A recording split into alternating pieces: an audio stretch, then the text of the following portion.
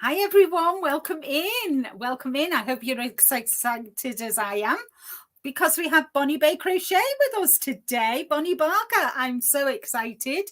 So, as always with my interviews, guys, I know I'm not going to concentrate on the chat because obviously I want to concentrate on Bonnie, my guest. I want to welcome everybody in, everybody who watches the replay as well. Thank you so much. Don't forget the thumbs up. And I'll just say a quick hello before I bring up our guest. So, Ursula unfortunately can't watch because she's going to watch the replay because of load shedding. Welcome in, Chris. Thank you so much for joining us today. And I believe you're new. Hi, Vicky. Hi, Jeannie. Hi, Diane, Mimi. Hello, everybody. Hi, Amy Knits. Hi, Lashira. So welcome in, everybody. It's really nice to see you, and I'm really looking forward to today's interview. Hashtag doing a Linda's interview. So I'm going to bring up our guest today, who really doesn't need any introduction because I think we're all in the crochet community or the fibre community as a whole knows our Bonnie. So I'm going to bring Bonnie up now. Hello, Bonnie. Welcome in. Hey, Linda. How's it going? It's going really well. Thank you. How are you?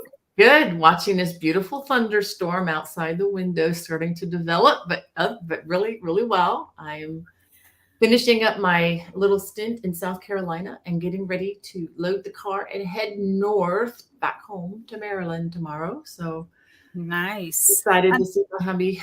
So very good, very good, very good. So first off, can you just tell us a little bit about yourself, your journey in this community? When did it start and that? Yeah, well, I never really set out to be a crochet designer. I mean, it just kind of happened.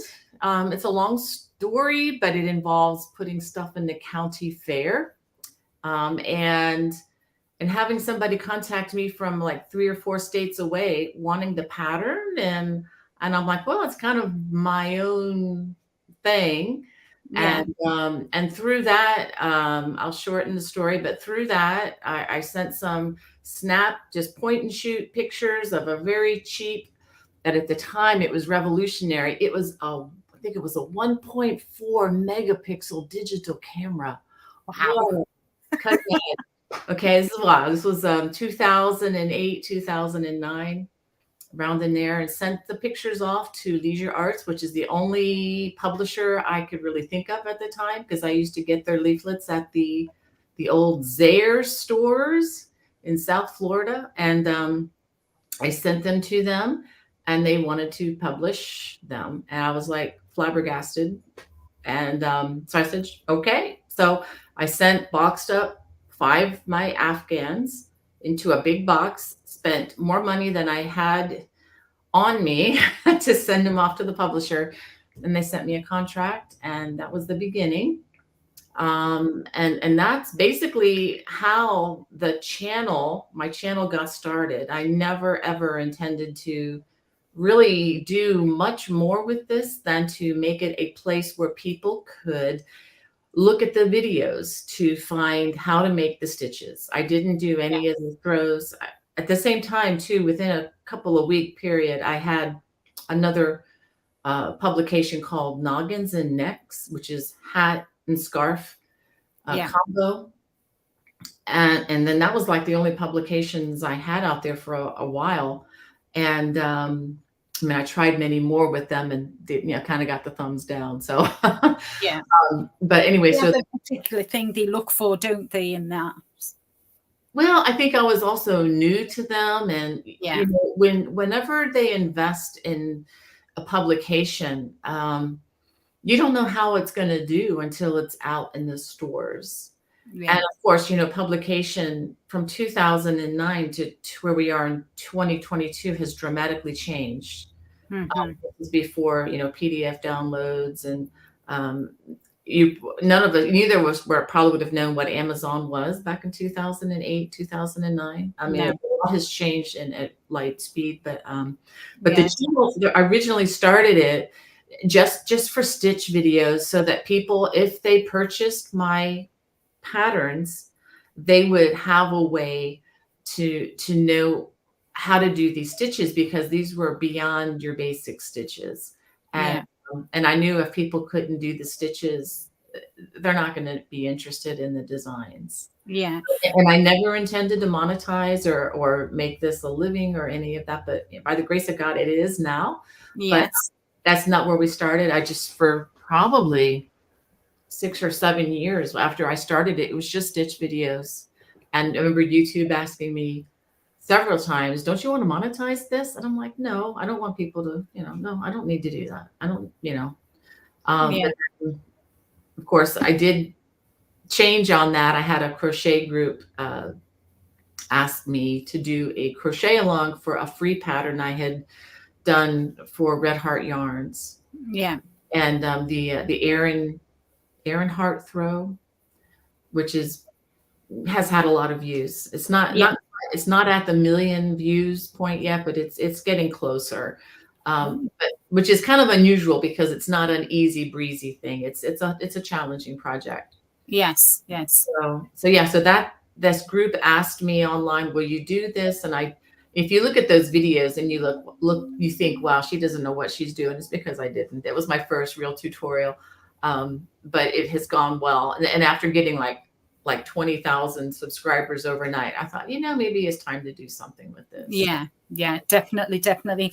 And I think it's very true. Practice makes perfect. Whether, with your, I mean, I look at my face tutorials and I think, oh my gosh, what was I thinking? And you think, when you look back and you look at them and you think, why would anybody want to watch them? But I think we're all self-critical of ourselves, aren't we? We Oh, when you go on YouTube, terrible. We right? criticize ourselves and we think, oh no, we're rubbish, or whatever. We're going to say, oh, that's wrong, or and people, something, you put a video out and you think that is fabulous. Nobody likes it, and you put a video out and you think, oh, it's not up to the standard that I wanted it, but get the point across, and that's the one that goes, Yeah, but right, but being in the public square, as you probably know now, even if you think it's a little bit rubbish, there are going to be plenty of people that know it's a lot rubbish, and they're not going to mince their words. They're going to come at you, and yeah. I've had people do that, and I'm like, or I try to be gracious, and respond where I can, but sometimes you just hit that delete button. It's like, I don't have time for this. But generally, if people, have a problem with it, if it's something correctable, I love to thank them for that, and just remind them that I do too.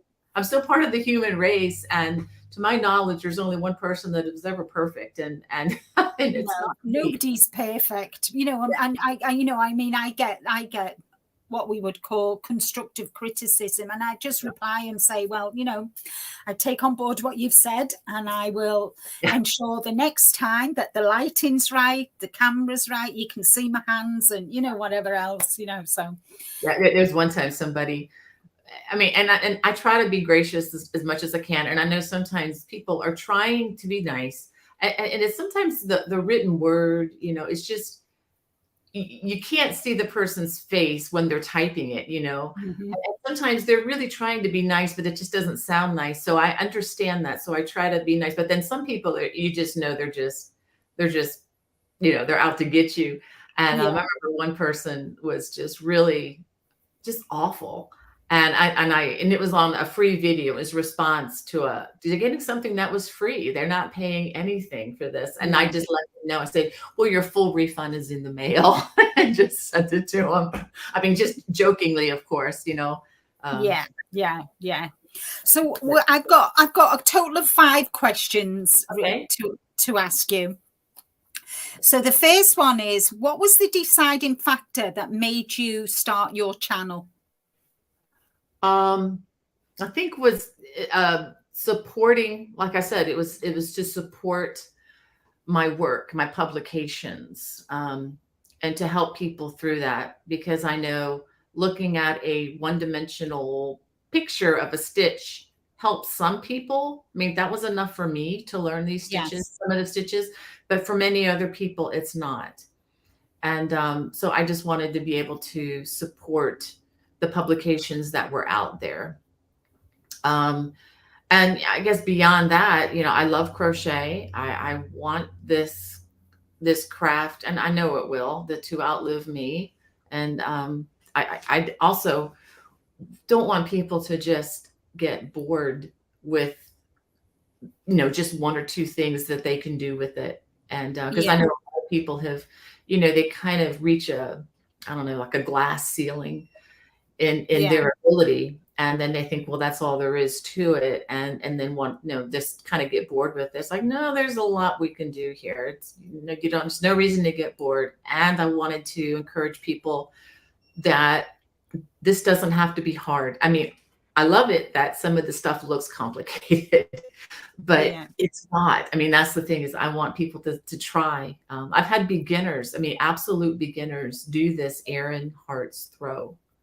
And that's the last thing I would say for a beginner to start with. But people, with the instruction, with the video instruction, um, yeah, they can do amazing stuff. And yeah. that's what I want And them to do, is you can do yeah, this. Yeah, empower people to do it. Yeah. yeah. And I think some people don't realize um how talented they are, Mm, especially, the new crocheters, shall we say. yeah. And and it's nice to support them as well, kind of. When I know when they send photographs and that, and, oh, this is what I've done, and it's amazing, when you consider they've only been crocheting a month, maybe less, and that's nice. That That, is that really good. that makes up like 95% of my social media posts.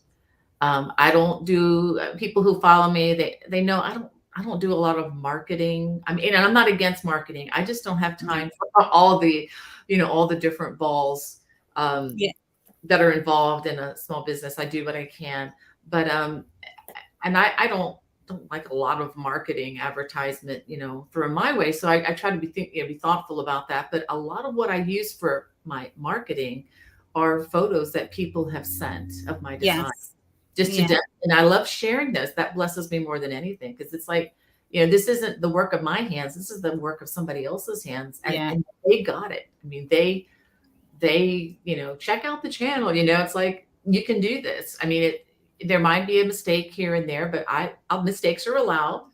yeah, of course. That's They're how I happy accidents. I always say a mistake is always a happy yeah, accident. like It Bob was Ross. meant. It was meant to be there. Yeah, happy accidents. Yeah, and I mean, yeah, it's great. Yeah, it is. It's lovely. So, can you? What was the first thing that you made, and do you still have it? First I thing you ever made? mhm. I do. The first thing I made was a bedspread that was one giant granny square. I never actually made one of those blankets where you sew together 200 granny squares. I've done that. I have not done that yet. I mean, I'm contemplating, maybe before I die, I might do one, but I haven't yet. And if I do, it's not going to be trimmed in black yarn, because that's not my favorite color to work with, because it's hard to see. My eyes are older. I'm wearing contacts, and I go back and forth with my readers depending on if I Yeah. need the big picture or the little picture. But it was a giant granny square. It was two colors, various dye lot shades of yellow and green. My Mm-hmm. mom would only let me buy one skein of yarn at a time from the GC Murphy store, which is an old store. It's no longer there, in Hialeah, Florida. But I was 7 when I started. I finished the project when I was 9, and I used it as a bed covering for my bed growing up. And my kids have used it on theirs. Most of them have grown and are adults now, and 3 are married, and um, with their own homes and families. Yeah. Uh, and so now, I mean, I have it, in my house, and I actually did a video um, showing you this on my channel. So if you just go to my channel, and you can search for my first crochet project. It's there. But yeah, that was my first Wow. ever project. And we use, what's the name of the yarn? This is before the days of Red Heart yarn, which is a Yeah. very popular yarn. I mean, it's very prolific. They're everywhere in all the big box stores here. But trying to think of the name, it was a different yarn. It was before that company even came into existence. But I'll think about it maybe later. But maybe later, yeah. yeah. Hi everyone in the chat, thank you for joining us. As you can see, we've got Bonnie here with us today, so thank you for joining us. So following on from that question, what are your favorite items to make, and what's your favorite yarn? Okay, I made a list on this. Okay, but it's kind of a tricky question.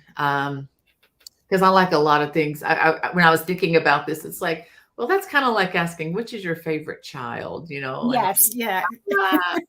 Well, I can tell you which is well, anyway, they all have different gifts. And I think with the yarns, I made a little list here on the side.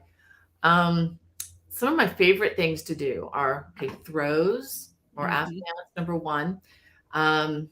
Simply because it's just nice to just relax and just crochet. You don't having to worry too much about gauge. It's just a nice journey. Yeah.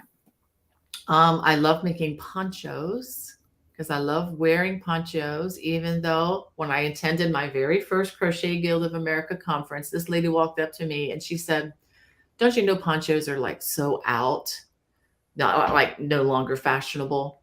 I'm like, I didn't even respond. I didn't know how to respond. No, I don't, I'm like, if I don't like what someone's wearing, I don't go up and tell them. I mean, I will encourage someone, oh, I love this or I love that, but just keep walking. Yeah. But it's just kind of funny to me because I've never seen them go out. I mean, no. I mean, it depending on how you make them, that kind of stitch, like this is a poncho, but it's an open stitch. And this is nice in the evenings where it's nice and, in the summer where it's nice and cool. But then you can do the thicker ones with the 4-weight yarn, which will keep you, it depends on the season, really, doesn't it? And I'm a 70s fringe girl. So it had fringe on it. So she might have been put off by that. I don't know. I don't know, but it's just it's a funny thing. It's a funny story to me now. Yeah. I was just happy to be with crafters, and it was great. But the other things, I like to make bags. I don't do a lot of them, but I love wearing like crocheted backpacks. Nice. I'm going to have to pack one of those. It's just like a sack, and I can put it over my shoulders. You can put it over your shoulders and that. Yeah. Yeah. And you can, I have several of those in publication. Let's see. And I like making things that are and a lot of practical and usable. I think just having been a stay-at-home mom with my children, I also did homeschooling. I don't know if you guys do homeschooling over there. Yes, we do. Okay, but I did that before. It was cool. Which I love doing, but it meant I did not have an income coming in for many of those years. And so you tried to make up the difference by economizing. So I tried to do things that were, just very usable. Something, what can I do to, using yarn in home? So that's just kind of a fun thing. Favorite yarn. I listed some things that are kind of current that I could come up with. Of course, all of this is subject to change upon meeting new yarn. But I think my favorite luxury yarn right now, I've gotten it from 2 different sources, but it's basically a combination. It's a sock weight yarn. And I like to use this for making scarves. I used it for the Eileen scarf on my channel. It's superwash merino mixed with, I think it's like 20% yak yarn and about another 20% silk. Ooh. So you have softness, durability, and the way the yak added to this blend, the way it takes the dye is just very unique. And, so I've worked with some of that yarn. I have a new design coming out this fall using that again, by a different supplier. But a different indie dyer. These are indie dyer ladies. Indie dyers, yeah, in the US. Right off of them. Yeah, right straight from the hands that dyed it. Yeah, so that's my favorite luxury yarn. But cotton yarn right now, I am. This is kind of a cotton-ish yarn. It's called Universal. It's by Universal Yarn. And by the way, none of these are paid endorsements. I No. might use affiliate links from some of these companies, but I picked the yarn that I like. Yeah. No one has paid me yet to proclaim one yarn above another. So I don't Yeah. want to say that It's just personal choice and personal preference, isn't it? You know, I don't want to ever give that up. And that's why I don't work directly for yarn. No, me I neither. honestly, I mean, even if they came to my door right now with the contract, I'd probably thank them, but say, why don't you check out my friend down the street? Because I don't want to lose my voice on saying things. And I never, ever, and I'm not saying that reps do this, but I never, ever want to have to promote something that I'm not really feeling good about. Yeah. So that said, Universal Yarn has something called Bamboo Pop Sock. And I'm actually wearing the top right now, and it's a really nice blend. It's very breathable, and this is a sock weight yarn, and so I've made several tops out of this particular yarn. They have like a variegated color as well as like more solid color. The solid, yeah. And so I'm really enjoying that right now. This has been washed. It washed beautifully, and it doesn't show the wear. So I'm really into that. As far as worsted weight or Aran weight acrylics, I just finished a Universal Yarn Uptown worsted. It's a brand. I really liked it. I still think I like the paint box yarn Simply Aran maybe a smidgen better. Yeah. But both of those yarns are really high end. I mean, they're not high end expensive, but the one is an anti-pilling. The Universal Yarns is, but I've used both of them, and it's very rare that I find a knot. I just started using the Universal Uptown worsted, and I've blown through about 19 balls of yarn and no knots, not even one. Yeah. Oh, that is annoying though, isn't it? When you get a skein of yarn, and you're halfway through a row and there's a knot. The absolute worst. I'm not going to say brand names, but the absolute worst situation. And I did use these in something with Leisure Arts, and I love the yarn, but the quality control was horrible on it. It was a yarn that was a color changing yarn, and it would change, and it would connect up at the wrong color spot. And if you were doing something like I was, it just totally disrupted it. So I would have to pull off a ton of yarn and try to reconnect it to where it was approximately at the same place with the colorway.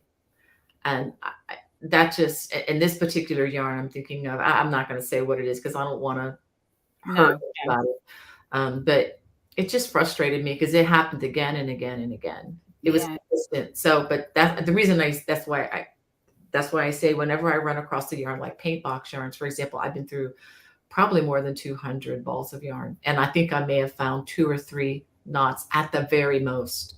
Yeah. And that's very high quality control. Yeah. And I have I'll take 2 more. It's okay, go on. Alpaca. I absolutely love the Cascade Yarns Pure Alpaca. It's a light number 4 yarn. And I like, for sweaters and things, I like the Barocco Vintage and the Barocco Vintage DK yarns. Oh, nice. Those are 50% acrylic, 50% wool. And those particular yarns, why I like them, they crochet up very well. They're long lasting and they're economical. Yes. It's a higher quality. It's not your big box store yarn. It's higher quality than that, but it's not going to break the bank like the pure alpaca might break the bank. Yeah. But again, it's a proven, consistent kind of thing. Yeah. Definitely. And Diane did say, was it Windtuck was the yarn. You know, you were talking yes. about. Thank you, Diane. Yes, Windtuck. yes, definitely. Yay, Diane, you got it right. Yay. Your brain works better than mine. So thank you for Thank remembering. you, Diane. And just want to welcome in everybody as well. All the newbies who have arrived. Welcome, welcome. Thank you for joining us today for my hashtag Doing a Linda interview with Bonnie. And I thought that was quite interesting. I like different weights of yarn too. I think my favorite is cotton. Cotton, bamboo, and I like super merino as well. I think they're my two favorites. I'm allergic to, I can't use pure wool, but and I make garments with cotton all year round, you know, so you're not late, Patsy. Nobody's late, but thank you all for coming in. Yeah, I'm seeing some names. I see Pat Dancer. Hey, Pat. And I'm trying to think some names. Granny D. Let's see. Knit Pearl and Squirrel with Granny D. And we've got a lot. Aisha, Patsy. Thank you all so much for coming in. And Ursula's here. Thank you, Ursula. Ursula's doing one of your blankets. The one with you've done a tutorial. It's the cables. Oh, I got a few of them. I've got is it the? I can't remember which one it is. Ursula, if you're still here, can you put the name of the what blanket you're doing, please? There might be one that was in. It was in Crochet World magazine. Yeah, that's like a sampler. I'm learning. Oh, it's the Celtic cable throw. Yeah, that's the one that was published in Crochet World. It's actually, it was crocheted. Yeah, it's been a few years ago. Yeah, that particular video is doing really well. Thank you, Ursula. And Bree is also doing one of your blankets as well.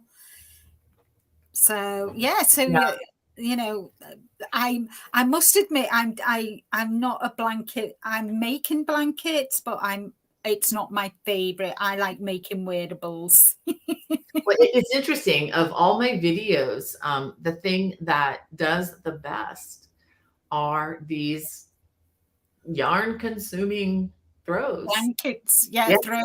Yeah, I'm trying to encourage another YouTube friend of mine.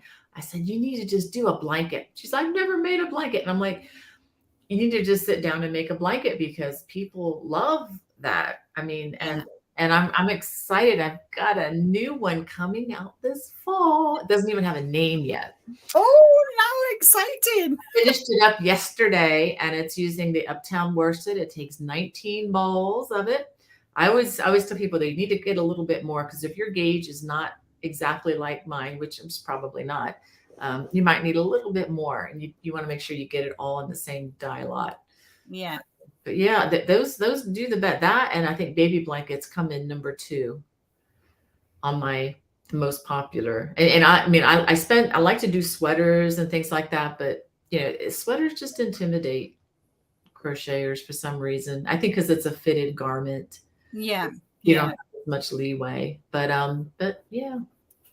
Yeah. Welcome in everybody. Is Kiera Garrick? Is it Kiera Garrick? Hello, welcome in. She just says, hi, Mum. I'm not sure who she might be talking to one of the girls in the chats.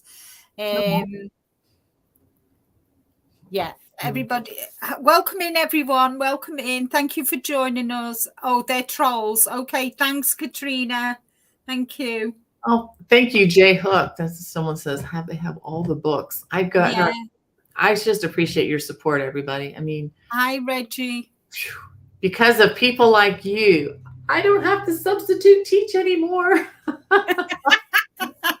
Thank you. I mean, and you guys who've bought the books over the years, I will say that has helped me to help my children with college tuition.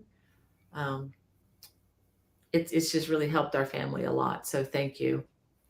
You're welcome. The next question I've got for you is, since starting your channel, what changes have you seen in the fiber community?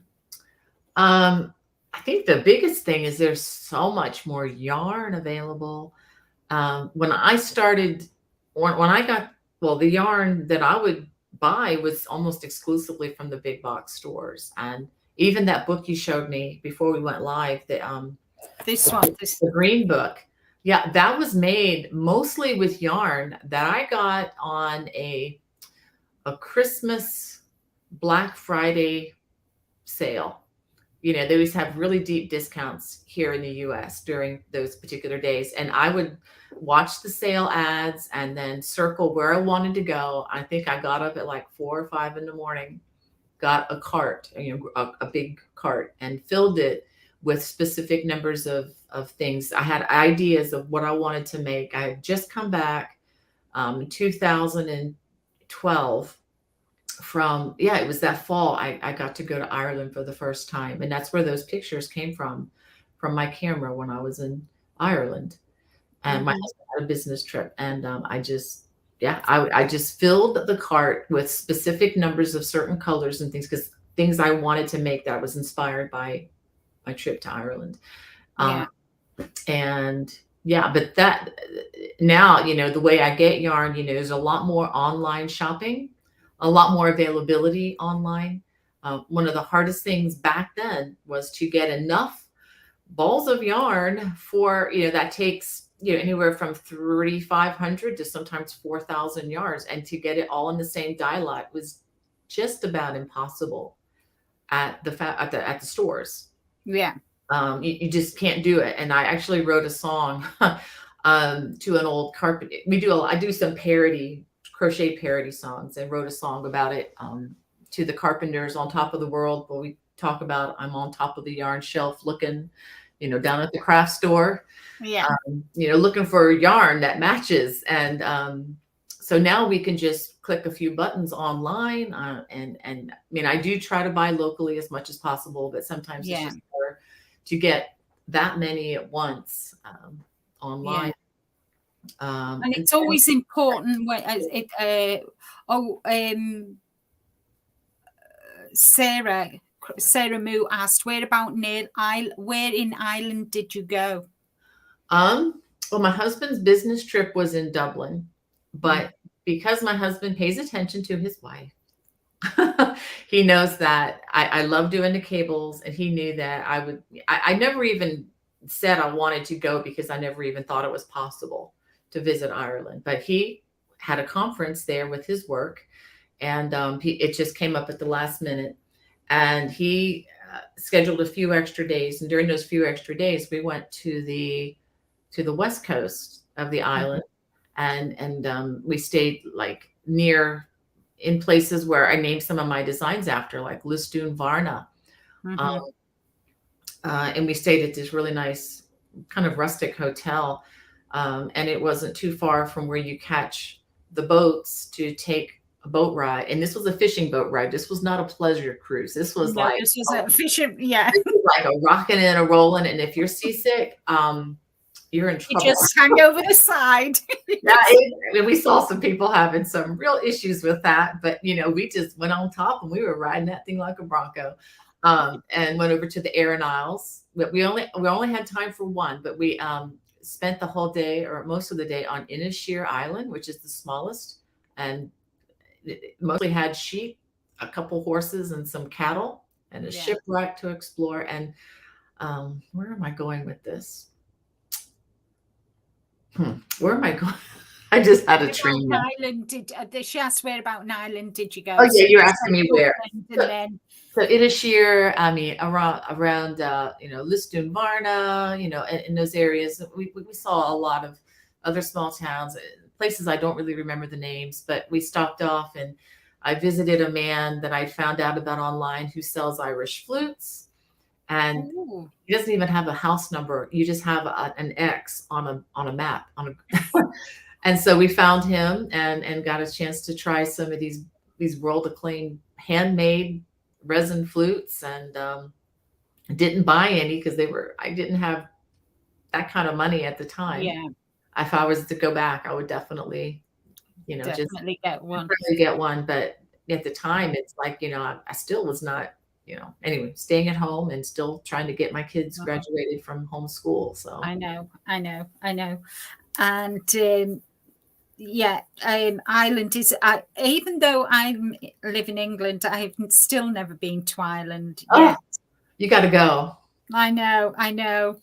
One day. You got the driving down. That's where we crazy Americans don't.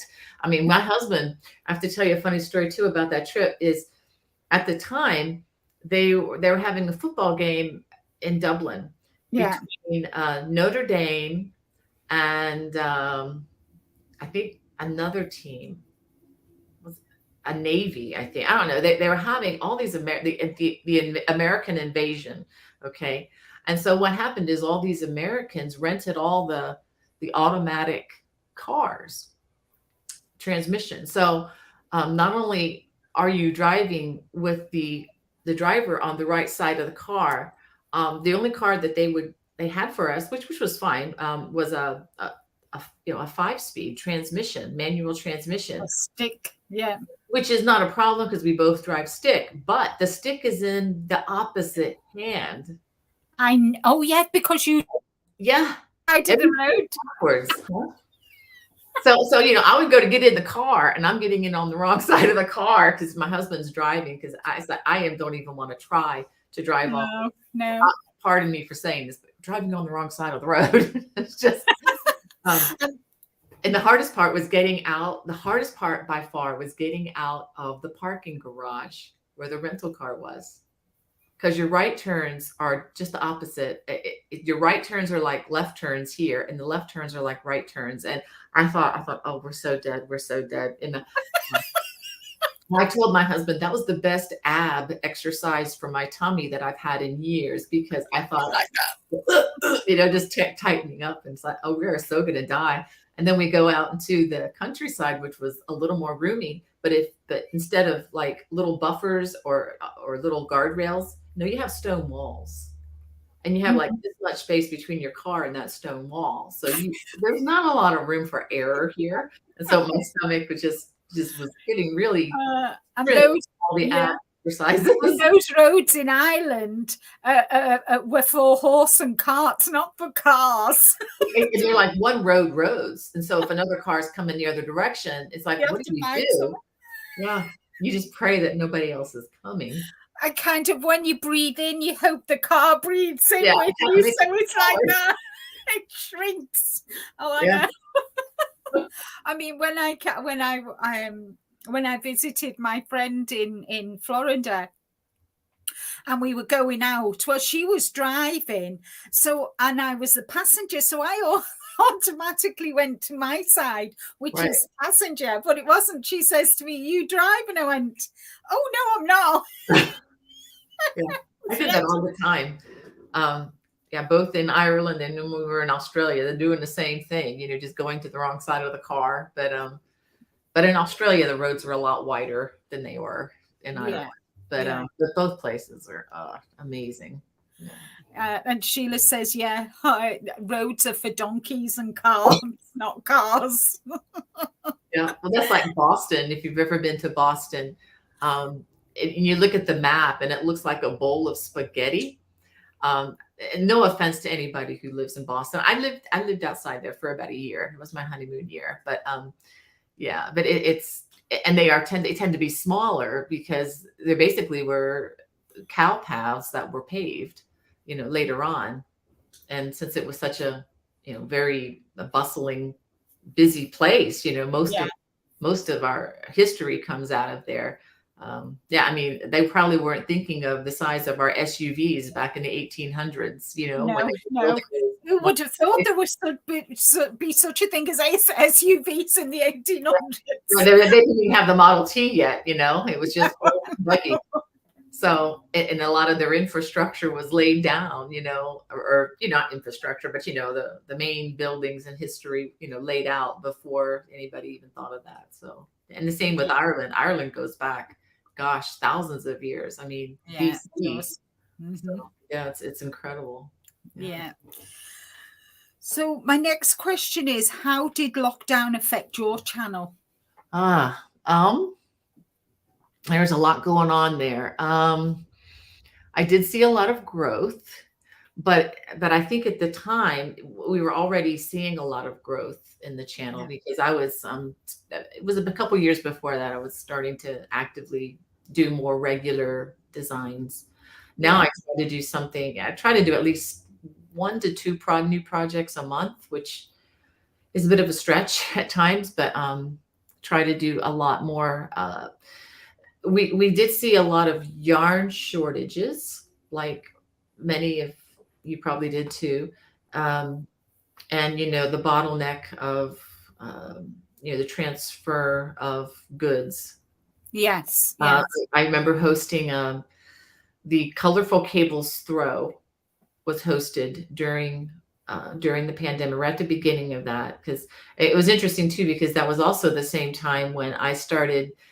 2000 fall 2019 is when I was starting to be more full time caretaker with my mother-in-law in South Carolina, which is about 9 hours driving time away from where I live. So a few of us were trading off, just staying with her. And so it was a big transition for me away from home. And then being so far away from home, I kind of got locked out of my state, because different states in the US were having different responses to Yeah. deal with it. And I would want to go home and see my husband and take care of some things, um, and take, as we were sharing this, and we were going from one isolated situation to another isolated situation, and just having to be so careful. And then for your state to say, you can't go anywhere or do anything for 2 weeks, and you know that was awful. But Yeah. by the grace of God, we got through that. But anyway, getting back to the crochet along, the colorful cables crochet along was a little frustrating to a lot of people, because They just couldn't get hold of the yarn. we couldn't get the yarn. I mean, I had mine, and I had, prepared the videos and everything well in advance of the pandemic. And I released that. I think it was I think an early 2020 release, and advertised it into, prior to that. But by then things have already gotten kind of clogged, and people were not, it obviously was not a priority at that time. No. No. But the other thing that changed was um, having these lives, and hearing people's stories about just how important crochet, I think, became in all of our lives, because it was one of the only things we could do, um, and that was productive during that time. Besides sitting and waiting, I mean, at least we could, you know, engage our hands into doing something. And that's when we talked a little bit at the beginning, when I started being a little freer with sharing just tidbits of my faith, and some encouraging words to people, because I had followers who were, literally hospitalized, and were, couldn't see anybody, but they can watch their phone, on the lives. And I just felt a little more, Yeah. it was okay to pray for people. And Yeah. and Yeah. it's not in a forceful, not in a you got to believe everything. I mean, not in that way at all, not in a heavy-handed way at all, but just to let No. you know, this is how I care for my loved ones, and I want to care for you. And Yeah. people, and I just saw this incredible, um, people just caring for each other in the chat. I Yeah. just moves me to tears to think about it. I mean, I didn't do that. Somebody else did. And Yeah. it's yeah, I just really love the way people look out for each other in the chat, in this industry, in this craft community. And Yes, and I think it brought a lot of the community together as well, and it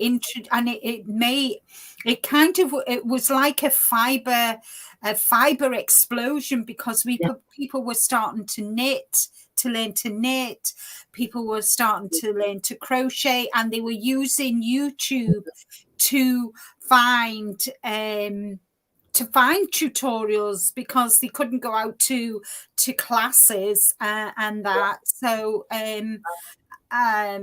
that's and it, yes, and Ursula Owen Granny Square says, yeah, so grateful that crochet helped me in my mental health. Yes.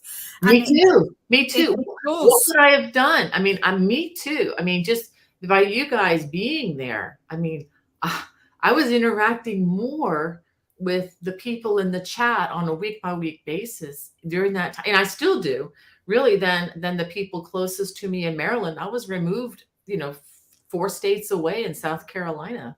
And I could not attend my church services. In fact, my church back in Maryland was, I mean, they had a really, really amazing situation. We're a church plant. And so we rent from the public schools. And as soon as this started, they say, well, you can't meet here anymore. So we had no place to meet. And then, so what happened is, and then our county government, a local county government said no churches can meet, period. And then so what we ended up doing is there was a couple in our church who had a farm outside, just outside the county.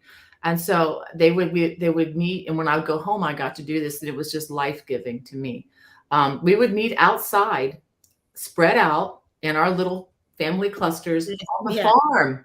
And then we literally had chickens walking by our feet and plucking our shoestrings apart.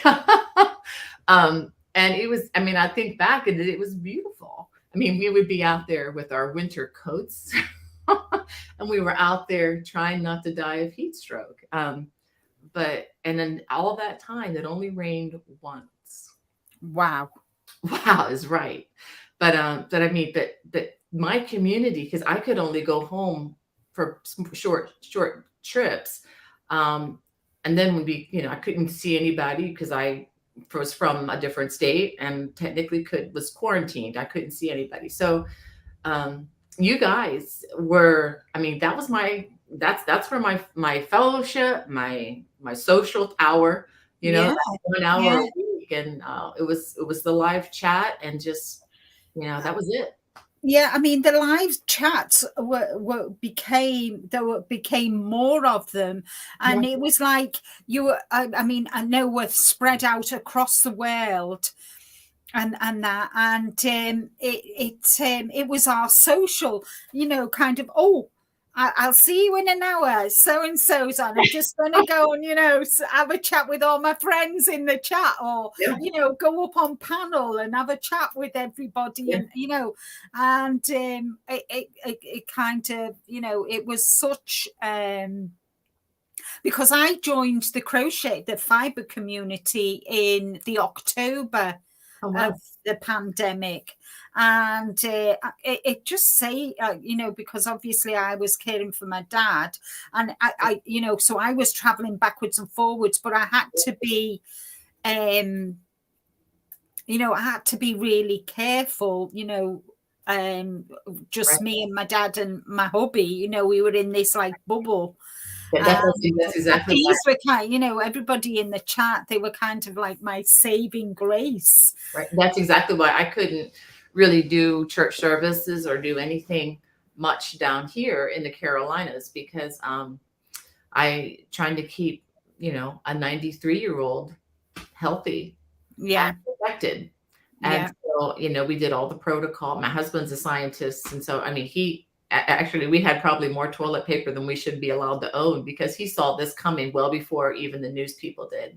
Yeah. And we were the ones at Costco, which is a warehouse place where we get our food and stuff. Yeah. US. We were the ones with the stacks of everything, and people were looking at us like, those crazy preppers.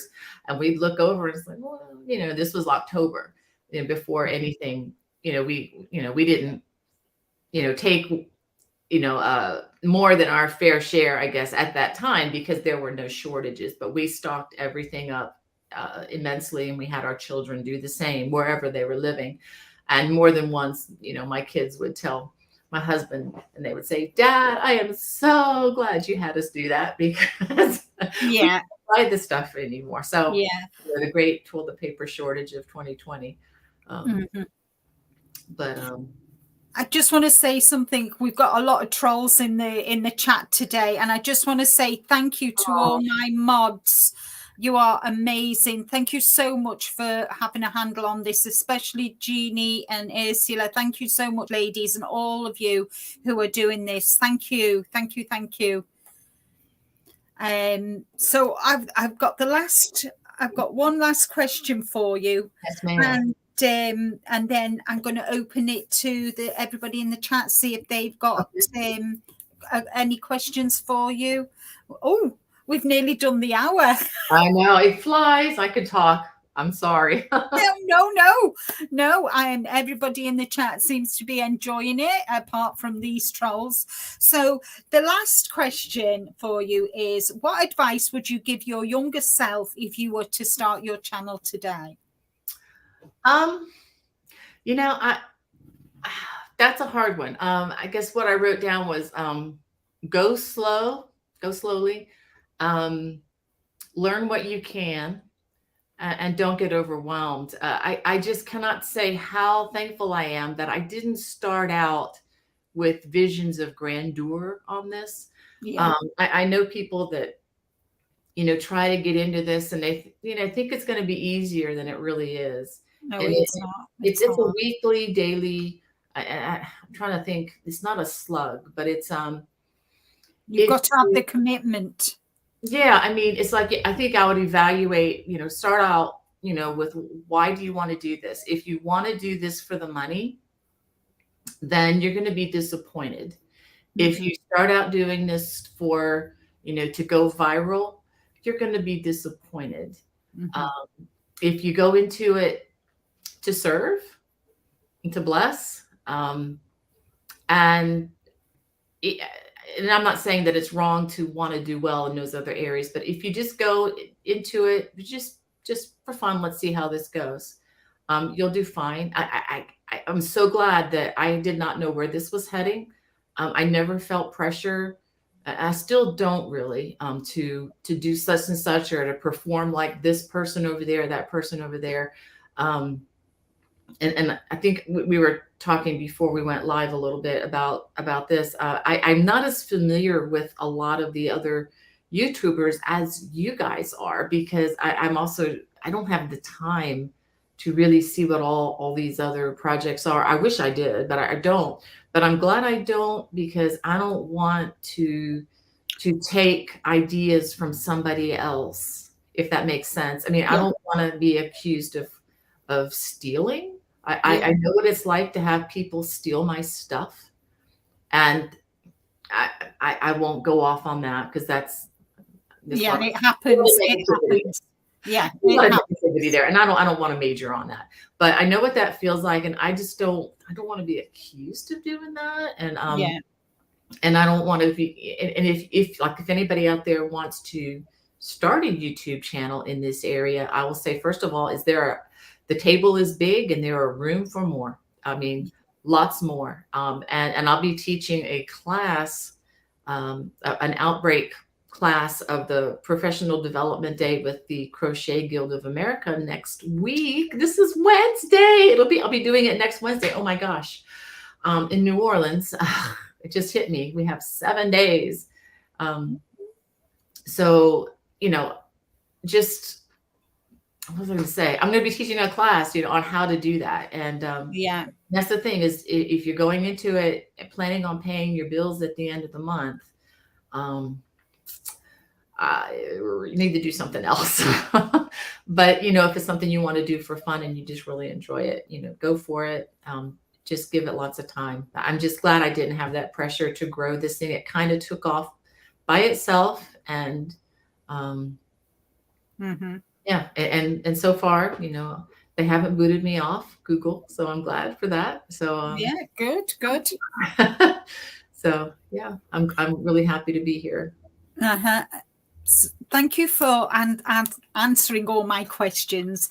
We've got 5 minutes, guys, because we're going to keep it short and sweet. Sorry. So, yeah, no, that's fine. That's fine.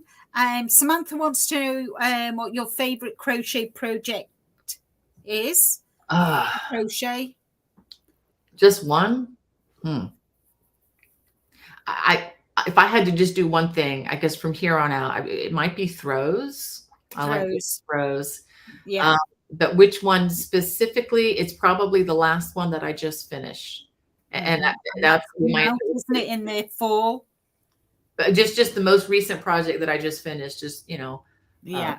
And I like doing the Celtic cable throw, but I've done some others. The ones that I've done in the book behind. Let me grab it.